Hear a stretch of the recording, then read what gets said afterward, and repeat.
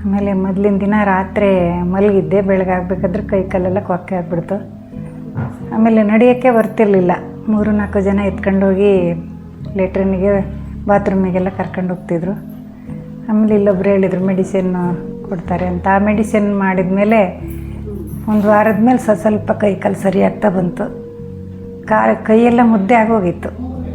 ಈ ಮೆಡಿಸಿನ್ ಮಾಡಿದ ಮೇಲೆ ಸುಮಾರು ನಂಗೆ ತುಂಬ ಒಳ್ಳೆಯದಾಗಿದೆ. ಈಗ ನಡಿತೀನಿ, ಕೆಲಸ ಸಣ್ಣ ಪುಟ್ಟದ್ದು ಮಾಡ್ತೀನಿ, ಮಕ್ಕಳಿಗೆ ಸ್ನಾನ ಮಾಡಿಸ್ತೀನಿ, ಬಟ್ಟೆ ತೊಳಿತೀನಿ, ಏರೆಲ್ಲ ಸಾಧಾರಣ ಏರುಗಳನ್ನೆಲ್ಲ ಹತ್ತೀನಿ. ಈಗ ಆರಾಮಾಗಿ ನಡೆದಾಡ್ತೀನಿ. ಯಾರದ್ದು ಬಲ ಬೇಡ, ಕೈಗೆ ಹಿಡ್ಕೊಳೋದೆಲ್ಲ ಬೇಡ, ನಡಿತೀನಿ. ಕಾರ್ ಹತ್ಬೇಕಾದ್ರೂ ಬೀಳ್ತಿದ್ದೆ, ಎತ್ಕೊಂಡೋಗಿ ಕಾರಲ್ಲಿ ಕೂರಿಸ್ತಿದ್ರು. ಇವಾಗ ನಾನೇ ಇಳಿದು ಹೋಗ್ತೀನಿ, ನಾನೇ ಹತ್ತಿ ಇಳ್ತೀನಿ. ಇವಾಗೇನೂ ತೊಂದರೆ ಇಲ್ಲ. ಆರೋಗ್ಯದ ಬಗ್ಗೆನೂ ಚೆನ್ನಾಗಾಗಿದೆ. ಈ ಕೆಲಸಗಳಿಗೆ ಧನ್ಯವಾದಗಳು.